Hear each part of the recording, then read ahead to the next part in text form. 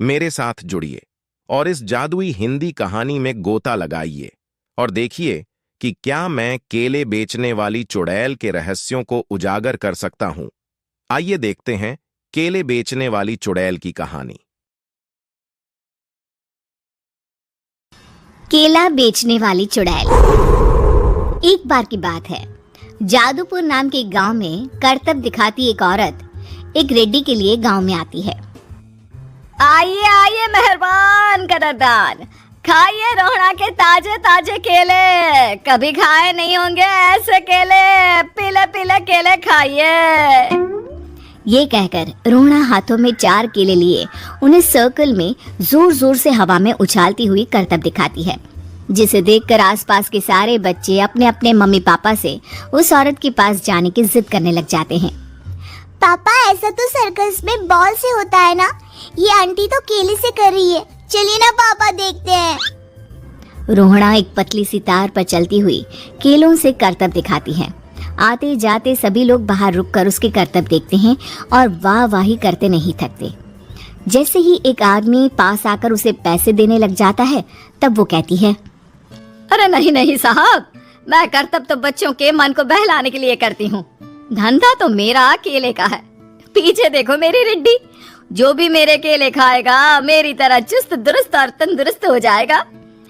पता चलता है क्या कि मेरी उम्र 55 की है। अरे पर ऐसे ठंड के मौसम में कोई केला क्यों खाएगा? ये ऐसे वैसे केले नहीं है साहब, ये शरीर में गर्मी देते हैं, ठंड को दूर भगाए जो भी रोहिणा के केले खाए। पापा, अगर मुझे केले नहीं मिले तो मैं घर नहीं जाऊंगी। तभी उसके पापा कहते हैं कि बेटा, केले ठंड में कभी गर्मी नहीं देते, ये सब कहने की बातें हैं, सामान बेचने का तरीका है इनका। पर पिंकी नहीं मानती। मैं केले खाऊंगी। पिंकी की जिद के आगे नत्थू हार जाता है और उसे केले खरीद कर दे देता है। पिंकी खुश होकर केले घर ले आकर खाती है।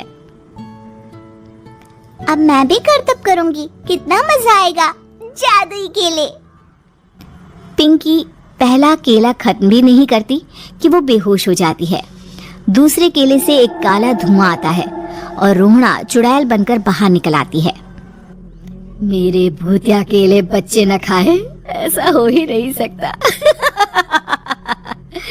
जादूपुर वालों, कब तक बचोगे? आ गई हूँ मैं रोहड़ा, जिसका कोई नहीं कर सकता सामना। रोहड़ा पिंकी को गोद में उठाकर काले धुएं में कहीं गायब हो जाती है। शाम के वक्त नत्थू घर लौटता है और पिंकी को घर में ना पाकर उसकी माँ से कहता है, माँ पिंकी कहाँ है? अरे बेटा, उसे तो तू सुबह करतब दिखाने ले गया था ना, फिर कहाँ वापस आए तुम दोनों? मुझे लगा तू उसे अपने साथ मंडी ले गया होगा। हे भगवान, मेरी बच्ची कहाँ गई? मैं उसे घर ही तो छोड़कर गया था माँ। नत्थू गांव के घर कोने में अपनी बेटी को ढूंढता है, पर उसे वो कहीं नहीं मिलती। परेशान होकर आखिर रो रो कर नत्थू हिम्मत हार कर घर लौट आता है। अगली सुबह रोहड़ा फिर से करतब दिखाने आती है और इस बार पिंकी की तरह रोनी केले खरीद लेता है। 50 रुपए दिए थे पापा ने, सारे पैसों के मैंने केले खरीद लिए हैं। अब मैं भी आंटी की तरह ही करतबबाज बन जाऊंगा।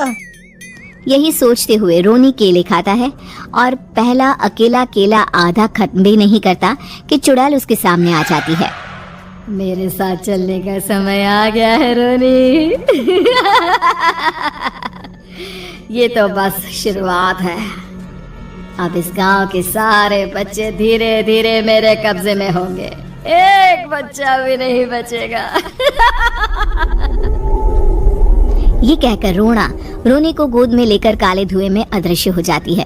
इसके बाद हर रोज गांव में से कोई ना कोई बच्चा गायब होता, पर ऐसा क्यों हो रहा है किसी को भी समझ में नहीं आ पा रहा था। रोज की तरह अपनी बेटी पिंकी की तलाश में नत्थू गांव के एक तालाब के पास बैठा रो रहा था। कहाँ गई मेरी पिंकी? शकुंतला के जाने के बाद एक वही तो मेरा सहारा थी।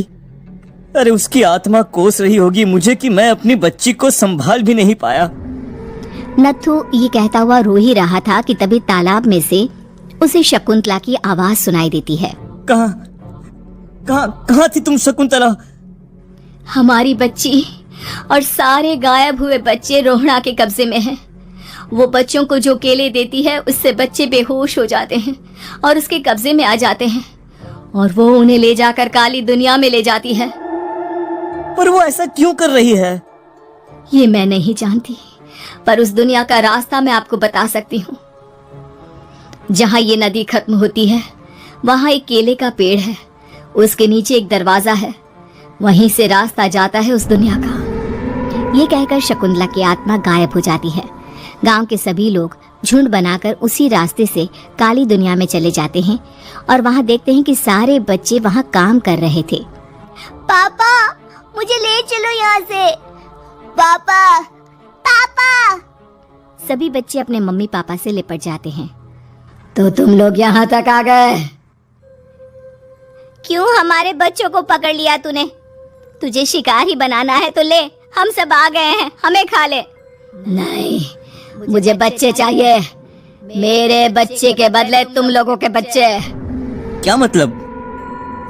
मैं इसी गांव में रहने वाली एक औरत थी। केले की चोरी के इल्जाम में मेरे बेटे को गांव वालों ने इतना मारा कि वो मर गया। उसी दिन मैंने ठान लिया कि गांव वालों का भी वही हाल करूंगी।